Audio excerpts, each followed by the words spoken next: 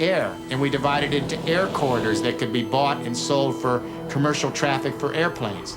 And then, of course, the rest is history.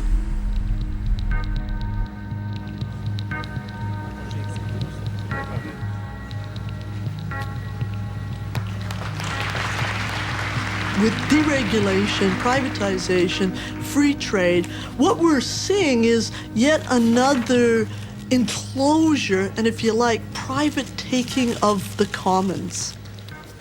One of the things I find very interesting in our current debates is this concept of who creates wealth. That wealth is only created when it's owned privately. What would you call clean water, fresh air, a safe environment? Are they not a form of wealth? And why does it only become wealth when some entity puts a fence around it and declares it private property? Well, you know, that's not wealth creation, that's wealth usurpation. Over the centuries, we have put more and more things in that public realm, and lately, just lately, in the last, let's say, 3 or 4 decades, started pulling them out again. So, firefighters, for instance.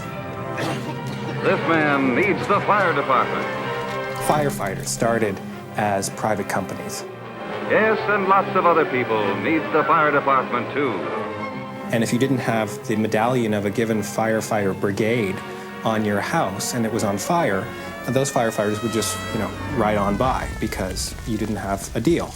Well, we gradually evolved a public trust for the provision of safety on that very specific level.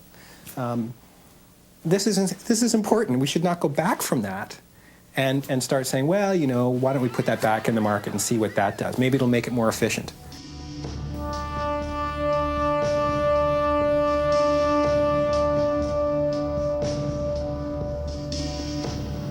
A privatization does not mean you take a public institution and give it to some nice person. It means you take a public institution and give it to an unaccountable tyranny.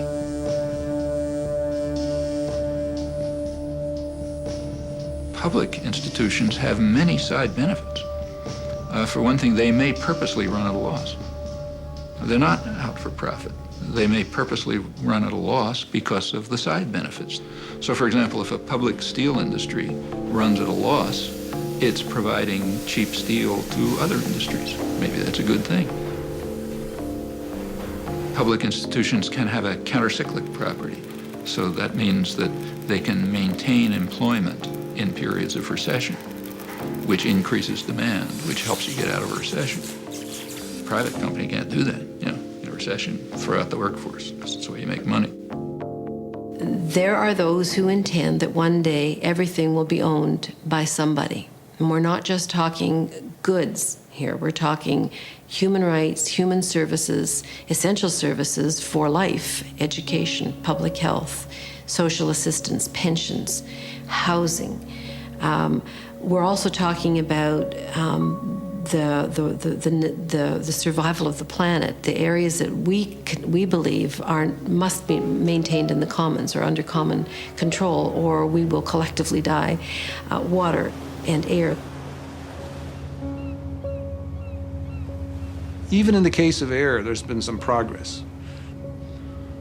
And here the idea is to say, look, we can't avoid the dumping of carbon dioxide. We can't avoid the dumping of sulfur oxides. At least we can't at the moment afford to stop doing that. So we're dumping a certain amount of stuff into the environment. So we're going to say, with the current tonnage of sulfur oxides, for example, we will say that is the limit, and we'll create permits for that amount.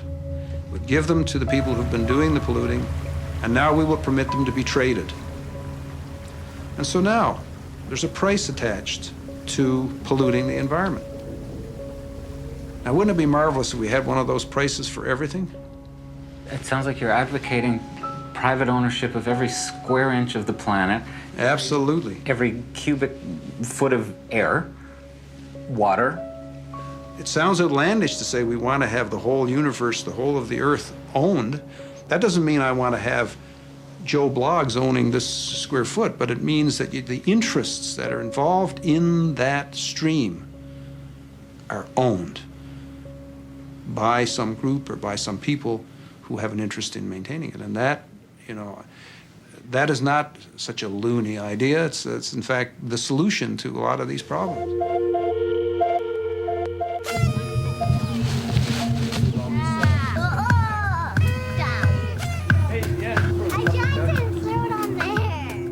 Imagine a world in which one of the things owned by a corporation was the song Happy Birthday. In fact, an AOL Time Warner subsidiary holds the copyright. In the past, it has demanded over $10,000 to allow you to hear anyone sing this popular song in a film. We didn't pay. We preferred to use the money to fly our crew to Boston and Los Angeles to bring you the following story. 5, 4, 3, 2, 1. Off into space. Man, that takes real teamwork. And here's a team of junior spacemen with an out-of-this-world breakfast. Comparing the marketing of yesteryear to the marketing of today is like comparing a BB gun to a smart bomb. It's not the same as when I was a kid, or even when the people who are young adults today were kids. It's much more sophisticated and it's much more pervasive.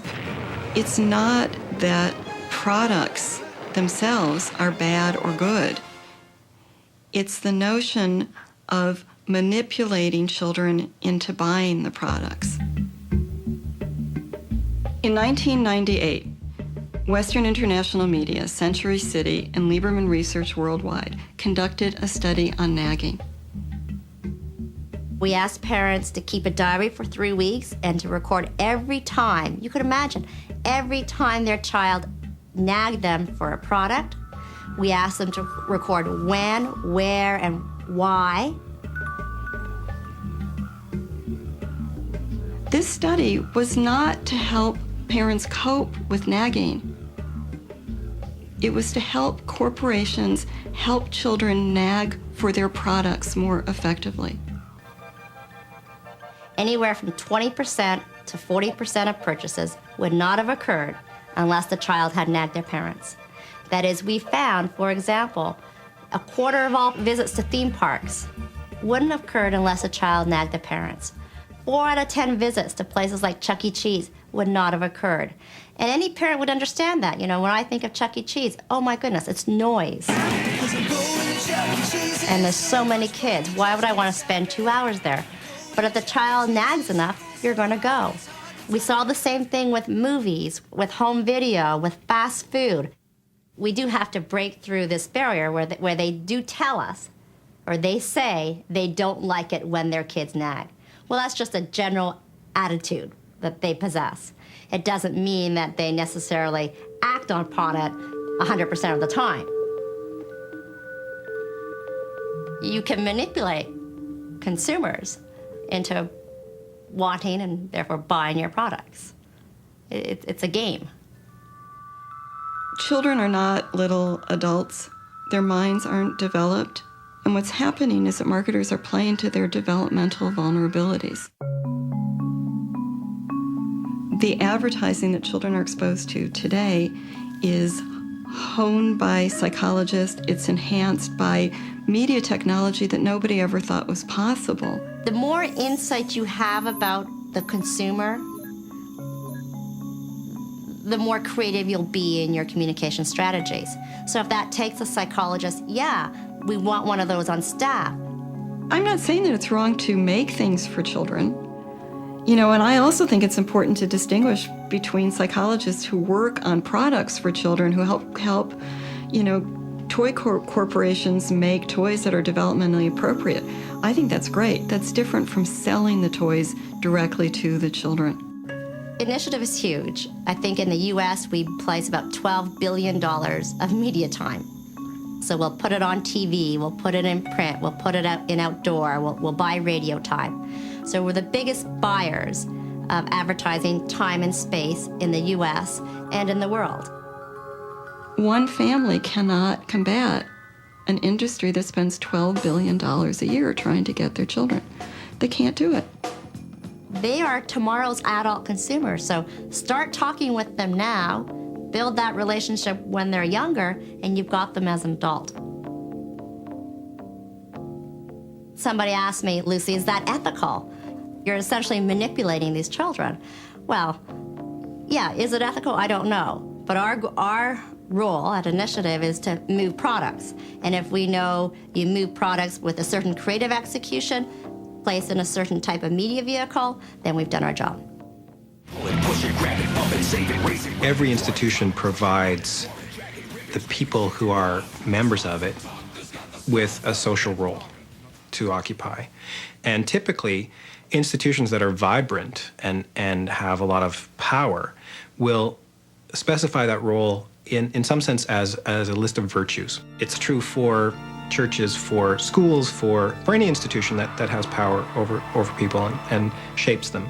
One nation. The corporation, likewise, it provides us with a list of virtues, a kind of social role, which is the good consumer. Like the waters of a mighty ocean, people also represent a tremendous force, the understanding of which is of greatest importance to the American way of life. This force is known as consumer power.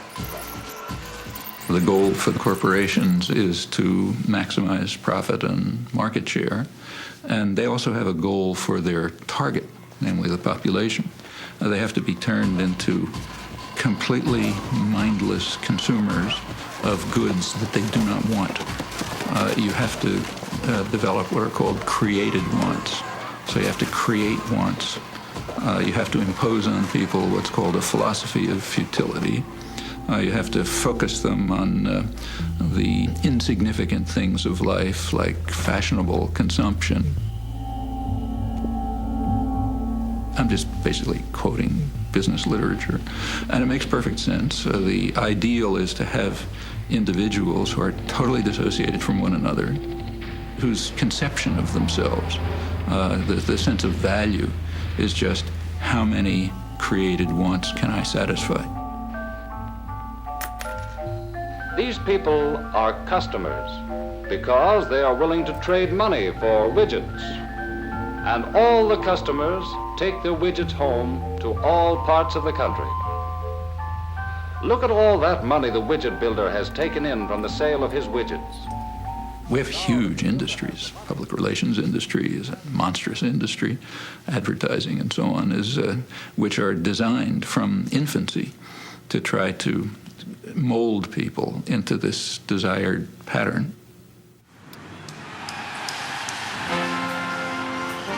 We saw Tiger Woods on TV with a hat with a Nike logo on it, and we figured, he probably gets like millions of dollars just to wear the hat on the press conference.